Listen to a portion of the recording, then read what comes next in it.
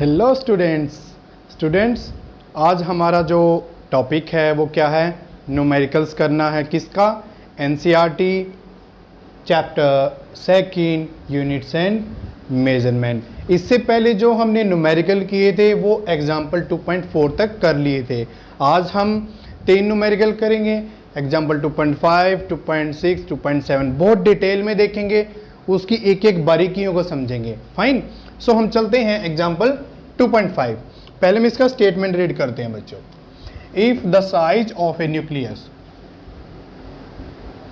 कितना बच्चों? 10⁻⁻15 metre to 10⁻⁻14 metre. ये आपको याद भी होना चाहिए, इसी ऑर्डर का न्यूक्लियस का साइज होता है। Is scaled up, scaled up means increase कर दिया, to the tip of a sharp pin. आपने पिन देखा होगा, शार्प पिन, उसकी टिप के लेवल पर लेके चले गए। ठीक है। व्हाट रफली is the size of an atom? Assume the tip of pin to be in the range 10⁻⁵ metre to 10⁻⁴ metre. Tip of a pin को आप समझ सकते हो बच्चों, आपका जो पेन है, पेन के ऊपर वाली टिप, फॉर एग्जाम्पल मार्कर के ऊपर वाली टिप। इसने क्या कहा कि जो न्यूक्लियस का साइज है इतना कम है, बट हमने क्या किया, उसके साइज को इंक्रीज करके किसके इक्वल बना दिया? जो एक पिन होती है, पिन के ऊपर का जो टिप होता है, नुकीला जो पॉइंट होता है, उसके इक्वल मान लिया न्यूक्लियस को। सो अब रफली बताइए एटम का साइज कितना बन गया? देखते हैं, बड़े आराम से देखेंगे, बहुत आसान है बच्चों। देखो, size of A nucleus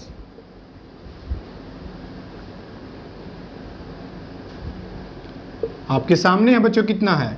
10⁻⁻15 metre to 10⁻⁻14 metre. यहां तक कोई दिक्कत नहीं सर? कोई दिक्कत नहीं है। इंक्रीज कहां तक किया है बच्चों? Tip of a sharp pin. कितना बना दिया बच्चों? 10⁻⁵ मीटर टू 10⁻⁴ मीटर। ये किसका साइज है बच्चों? Tip of pin. ये क्या है? Size of tip of pin. जो पिन का नुकीला पॉइंट होता है उसके इक्वल बना दिया। ठीक है। ये हमने चेंजेस किए, कहां से कहां? यहां से यहां, ऐसा हमने किया। सो पूछ रहा है अब मुझे एटम के साइज के बारे में बताइए। सो बच्चों आंसर आपके सामने है, इतना भी नहीं है, देख लेते हैं। देखो, -15 से -5 पर गए। कब गए? हमने क्या किया होगा? कितना इंक्रीज किया होगा बच्चों? 10⁻10 मीटर का इंक्रीज किया है, तभी हम जा सकते हैं। ऐसा क्यों बच्चों? देखो, दैट इज 10⁻⁻15। ठीक है। अगर मैं इसके अंदर +10, क्योंकि 10⁻10 +10 का इंक्रीज करूं तो क्या वैल्यू आएगा? -5। तभी यहां आएंगे, +10 करेंगे तो -4। इक्वेशन समझ में आ गई? ये फैक्टर आपको पता लग गया। ठीक है। इसी का यूज करना है हमें एटम के साइज के बारे में बताने के लिए। एटम का जो रफली साइज होता है वो होता है बच्चों 10⁻⁻10 मीटर के ऑर्डर का। ये आपको रिमेंबर होना चाहिए, ये होता है रफली। ओके, देखते हैं साइज ऑफ एटम। ठीक है, कितना होता है बच्चों? रफली 10⁻⁻10 मीटर। जब हमने इसको स्केल्ड अप किया, इंक्रीज किया, स्केल्ड अप जो हमारा वैल्यू है, हम इतना इंक्रीज कर रहे हैं 10⁻10 मीटर, तो यहां क्या बन जाएगा बच्चों? 10⁻⁻10 + 10 10⁻0 मीन्स 1 मीटर।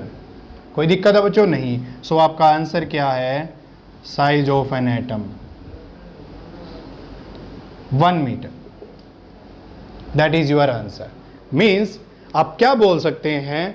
यहां तक बच्चों आपको डायग्राम क्लियर है, जो कंसेप्ट है वो क्लियर है, यही हमारा आंसर है।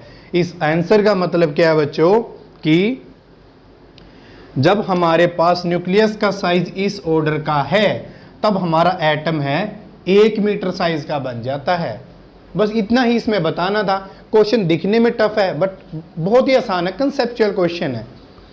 एग्जाम पॉइंट ऑफ व्यू के लिए नहीं है, ये आपकी अंडरस्टैंडिंग के लिए था कि आप कैसे इंक्रीज करके कुछ भी बना सकते हैं। आप इसको और किसी ऑर्डर में लेके जा सकते हैं, फाइन। अब हम इसको थोड़ा सा डायग्राम से भी देख लेते हैं बच्चों। देखो, वैसे तो क्वेश्चन कंप्लीट हो गया बट एक छोटा सा डायग्राम बना लेते हैं।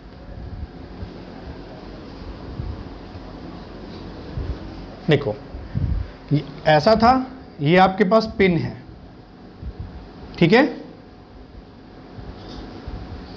उसने क्या बोला, ये इसका जो शार्प पॉइंट है ये है कि न्यूक्लियस इतना है जितना इसका शार्प पॉइंट है। आपको ये पॉइंट नजर आ रहा होगा, ये न्यूक्लियस है बच्चों। सो जो हमारे पास रिजल्ट आया है एटम का, वो क्या आया है 1 मीटर, कि 1 मीटर रेडियस मान के, for example this is 1 metre, और इसके लिए हम एक स्फीयर ड्रॉ करते हैं, तो ये आपका एटम बन गया। 1 मीटर बहुत होता है बच्चों। देखो, अगर न्यूक्लियस सिर्फ इतना सा है तो एटम 1 मीटर रेडियस के स्फीयर के इक्वल होगा। That is the picture, okay. अब हम डिस्कस करेंगे बच्चों कौन सा, एग्जाम्पल 2.6। देखते हैं उस एग्जाम्पल में क्या बोलता है। हमने जो लास्ट टॉपिक किया था बच्चों, वो क्या किया था, एरर्स के बारे में किया था। सो अब जो क्वेश्चन है वो कुछ ऐसा ही होगा, और हमने किसके बारे में जाना था, एक्यूरेसी एंड प्रिसीजन के बारे में जाना था। So the next numerical is, this is example 2.6। हम एक बार स्टेटमेंट को रीड कर लेते हैं। 2 clocks are being tested against a standard clock. Means 2 clocks ली हैं, हम उनको टेस्ट कर रहे हैं, किसके साथ, एक स्टैंडर्ड क्लॉक के साथ टेस्ट कर रहे हैं कि वो हमारी जो क्लॉक्स हैं कौन सी सही है कौन सी सही नहीं है, ठीक है, हम देखना चाहते हैं। एट 12 मिनट सेकेंड, ये क्या होगा बच्चों, आवर, मिनट, सेकेंड। नून, आपको पता है दोपहर का time, by standard clock the readings of 2 clocks are, means जब स्टैंडर्ड क्लॉक में ये टाइम है तो वो जो हमने 2 क्लॉक्स ली हैं जिनको हमें टेस्ट करना है, उनकी टाइम रीडिंग ये है। हफ्ते के 7 दिन, Monday, Tuesday, Wednesday, Thursday, Friday, Saturday, Sunday, 7 दिन हमने उसके टाइम को मेजर किया है, ठीक है। अब देखो क्वेश्चन क्या कहता है, इफ एक्सपेरिमेंट, ये आपका एक्सपेरिमेंट ही है, रिक्वायर्स प्रिसीजन, बस इस वर्ड को देखना है, precision time interval measurements, which clock you prefer, तो आप कौन सी क्लॉक को प्रेफर करेंगे, क्लॉक फर्स्ट को या क्लॉक सेकंड को। प्रिसीजन बच्चों, अब हमारे जो प्रीवियस लेक्चर्स हैं उनको याद कीजिए। मैंने आपको एक टॉपिक करवाया था एक्यूरेसी एंड प्रिसीजन। बच्चों, न्यूमेरिकल जब हम एनसीईआरटी में रीड करते हैं ना, बहुत आसान सा लगता है, या कई बार बच्चे छोड़ ही देते हैं कि ये समझ में ही नहीं आ रहा है। मैंने आपको एक्यूरेसी एंड प्रिसीजन बहुत आसानी से बताया था, ठीक है। एक बार मैं आपको रिव्यू दे देता हूँ। एक्यूरेसी एंड प्रिसीजन, मैं डायग्राम से आपको रिव्यू दे देता हूँ बच्चों। देखो,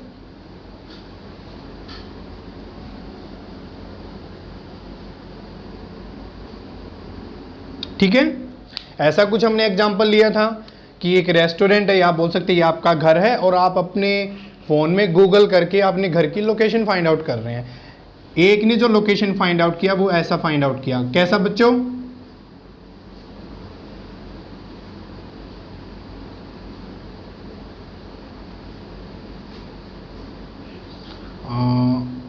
फर्स्ट हम डिस्कस करते हैं एक्यूरेसी को, देन हम डिस्कस करते हैं प्रिसीजन को।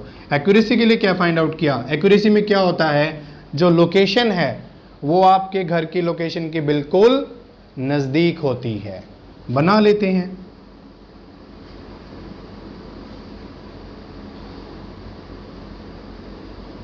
फाइन।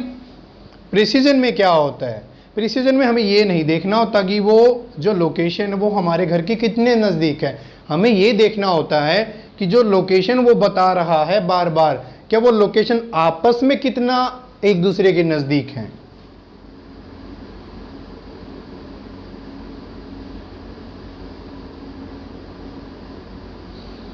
फाइन, ये मैंने आपको बड़े अच्छे से समझाया था। किसी स्टूडेंट को कोई डाउट है एक्यूरेसी और प्रिसीजन में, सो जाके अपनी वीडियो देख सकते हैं। फाइन, मैं उसका लिंक डिस्क्रिप्शन में दूंगा।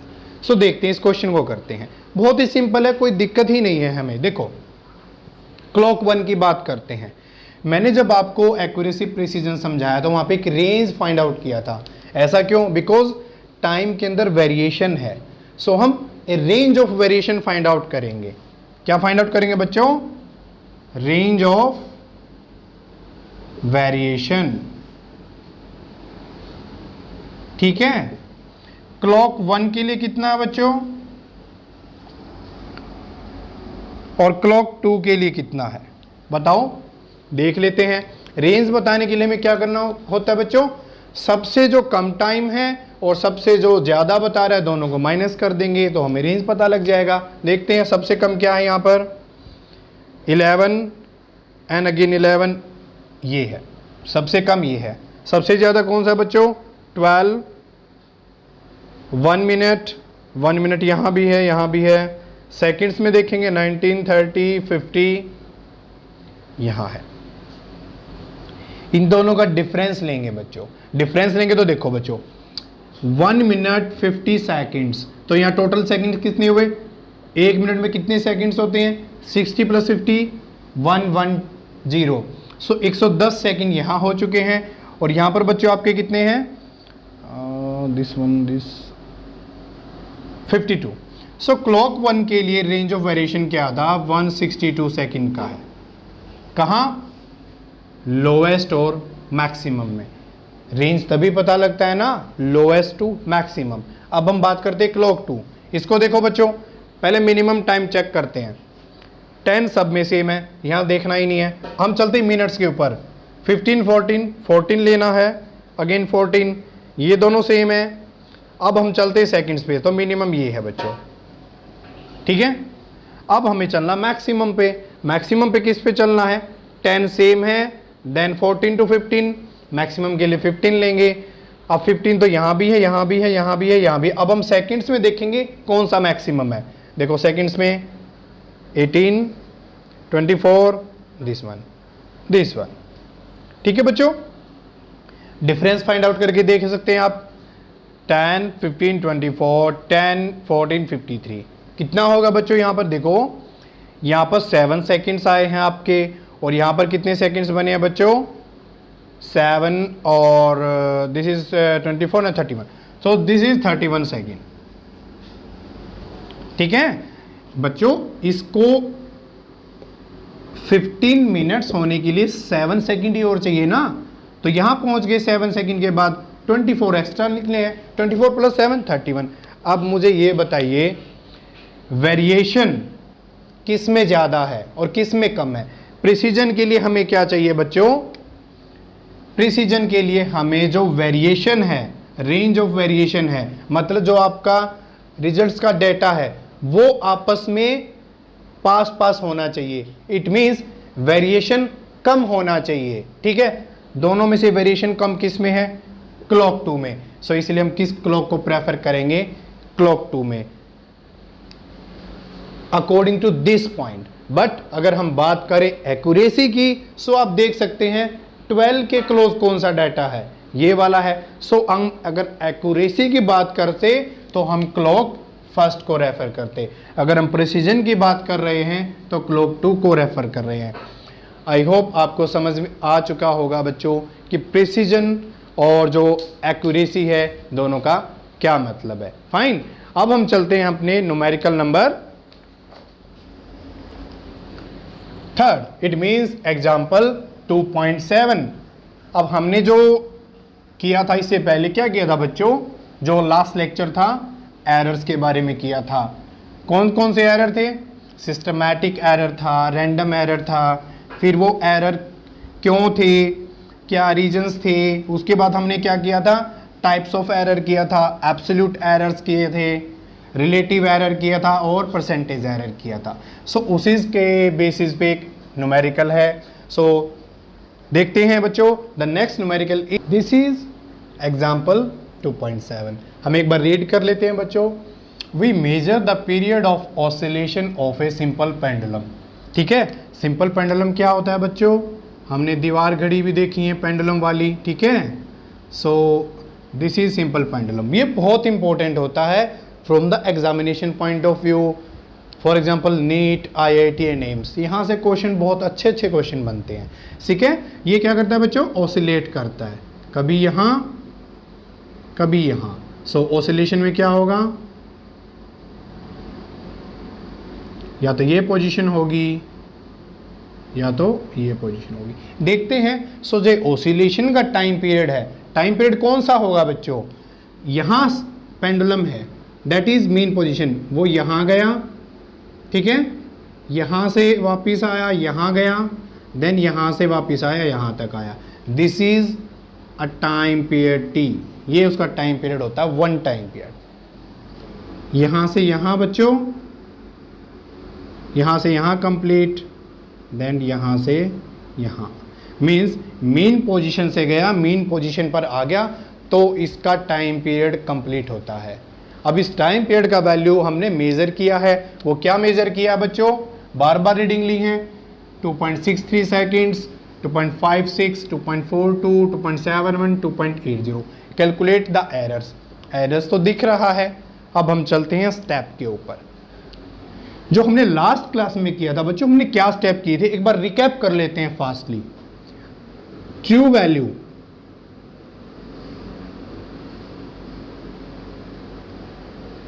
यही हमारा फर्स्ट स्टेप होता है। ठीक है, या तो गिवन होगी, ठीक है। सेकंड स्टेप क्या होता है बच्चों, इफ नॉट गिवन, अगर ट्रू वैल्यू गिवन नहीं है तो क्या होगा बच्चों, ट्रू वैल्यू किसके इक्वल माना था हमने,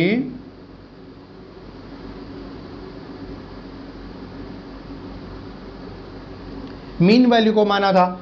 उसके बाद क्या था बच्चों, हमारे पास क्या निकाला था हमने, delta A mean minus AN, where n कहाँ से कहाँ चलेगा, 1 2 3 3 अप टू सो ऑन, जितनी रीडिंग हम लेना चाहें।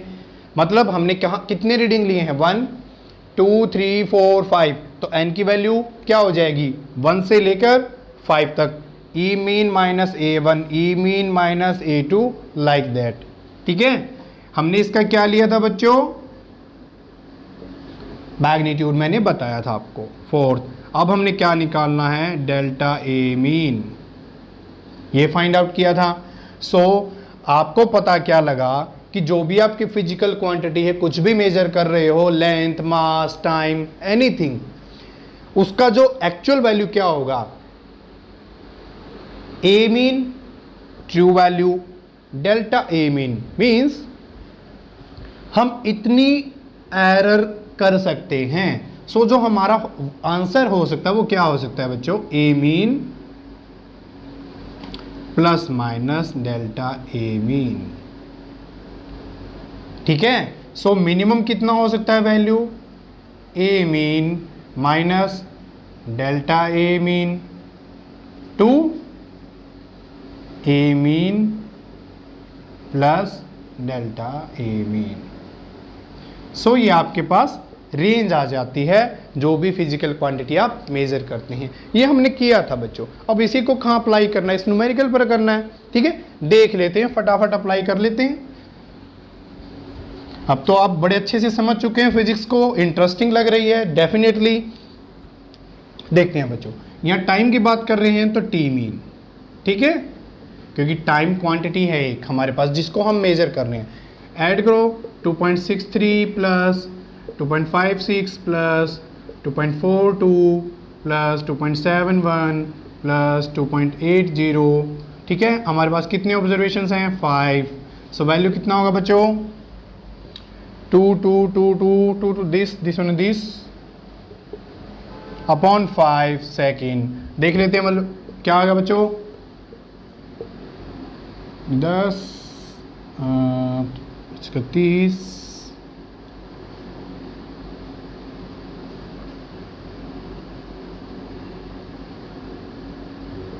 ये आपका वैल्यू आएगा बच्चों।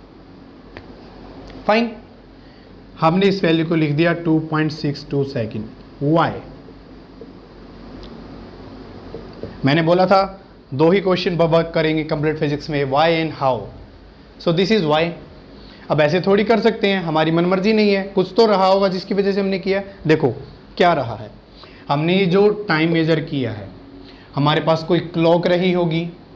हमने क्या देखा है, जो भी हमारा रिजल्ट है उस रिजल्ट में एक चीज़ को देखो बच्चों, क्या देखना है कि जो हमारा डेसिमल है, डेसिमल के बाद कितने डिजिट हैं, 2। इट मीन्स जो हमारा इंस्ट्रूमेंट रहा है, जो क्लॉक रही है, उसका जो रिजोल्यूशन है, जिसे हमने कल क्या बोला था, लिस्ट काउंट है, वो कितना है बच्चों, 0.01 सेकेंड। यही तो चीज़ें समझने की थी कि जो मैं आपको बता रहा हूँ स्टेप टू स्टेप सब रिलेटेड है बच्चों। मैं ऐसा कुछ भी नहीं करवाऊंगा ऐसा लगे आपको ये कहाँ से हो गया, क्यों हो चुका है, सब कुछ इंटर रिलेटेड है। ठीक है, सब कुछ इंटर रिलेटेड है, एवरीथिंग। पॉइंट के बाद 2 डिजिट आए हैं, ठीक है, इट मीन्स आपका रिजोल्यूशन उस क्लॉक का यही रहा होगा, कम से कम वो इतना सेकंड मेजर कर सकती है, तभी ऐसा रहा होगा। और हम बोल सकते हैं बच्चों, देखो अगर वो मेजर करती 0.1 सेकंड, ये रिजोल्यूशन होता, तो आपका डेटा पता क्या होता, 2.6 second, 2.5 second, 2.4 second, like that.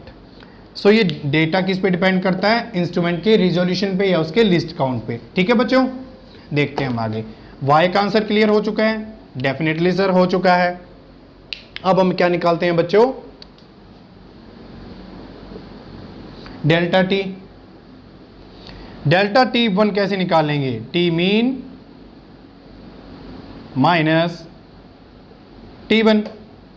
T mean कितना है बच्चों, 2.62 माइनस 2.63, कितना वैल्यू आएगा, minus 0.01।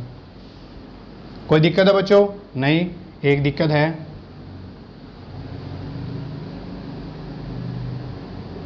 Fine, delta T2 2.62 minus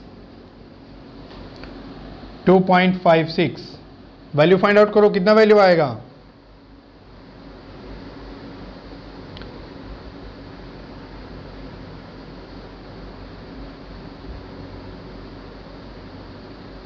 कोई दिक्कत है बच्चों, इतने सेकंड इतने second, delta T3 find out करते रहिए, बहुत इंटरेस्टिंग क्वेश्चन है।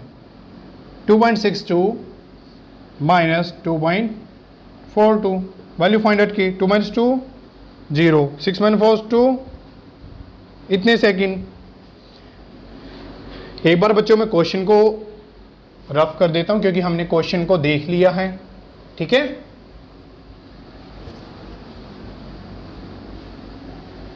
देखते हैं बच्चों।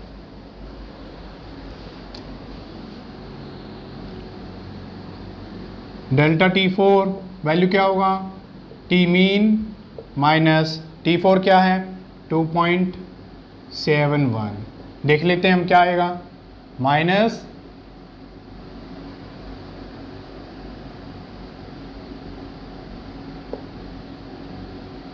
ठीक है बच्चों, कोई दिक्कत है यहाँ तक, बिल्कुल कोई प्रॉब्लम है नहीं, कोई दिक्कत नहीं है।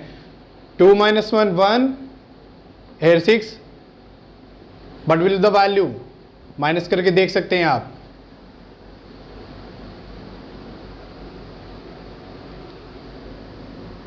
सॉरी बच्चों, कुछ मिस्टेक हो गया, sorry.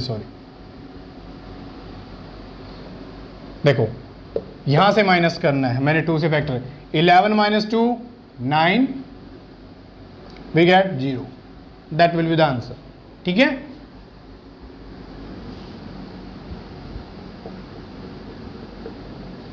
Next one is 2.62 minus 2.80, क्या होगा बच्चों, डेफिनेटली माइनस का होगा, हमने इसका क्या लेना था, मैग्नीट्यूड, सो 0.09 सेकेंड, और कोई माइनस का है नहीं। मैंने आपको बताया था लास्ट क्लास में माइनस क्यों नहीं लेना है। फाइन, यहाँ माइनस करो, 2.62 माइनस 2.80, हम इसमें 0.08 ऐड करेंगे तो क्या बनेगा 70, then 80। So basically what we get 10 minus 2 8 7। ठीक है बच्चों, इसका मैग्नीट्यूड 0.18 सेकेंड। कोई डाउट है बच्चों? नहीं सर कोई डाउट नहीं है, ये हमने फाइंड आउट कर लिया। मैं इसको रफ कर देता हूं बच्चों, किसको, टी मीन की वैल्यू को हमने निकाल लिया, सिर्फ वहां तक छोड़ देते हैं। देखो बच्चों, ये क्या था आपका टी मीन। अब हमें क्या फाइंड आउट करना है, डेल्टा टी मीन। यही प्रोसेस था, सारी की सारी वैल्यूज़ हैं, ऐड कर दो, डिवाइड कर दो। देख लेते हैं, 0.01 plus 0.06 plus 0.20 plus 0.09 plus 0.18 divided by 5। Value करो, ऐड कर देते हैं, 9 और 8 17, 18 और 6 24, 2 4 5। फिर से चेक कर लेना बच्चों, 9 और 8 17, 18 and 6 24, 2 plus 2 4 plus 1 5 डिवाइड करो, 0.1 क्या होगा बच्चों, इसे 1 ऐसे कुछ होगा, कोई दिक्कत है? इसको हम अप्रोक्सीमेटली क्या कर सकते हैं, वी कैन राइट 0.1, हम इसको रिमूव करेंगे तो यहाँ 1 आ जाएगा। राउंडिंग ऑफ बोलते हैं हम, वो भी देखेंगे राउंडिंग ऑफ क्या होता है। That is your second. ये क्या है आपका बच्चों,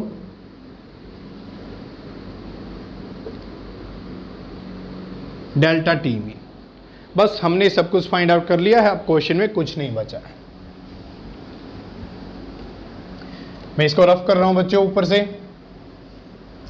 देख लेते हैं हमने क्या फाइंड आउट किया है, क्या डेटा हमारे पास मिला है।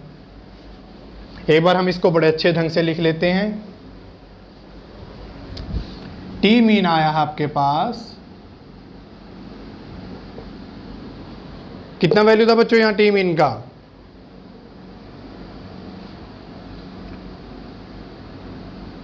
2.62 सेकेंड। और डेल्टा टी मीन क्या आया है आपके पास,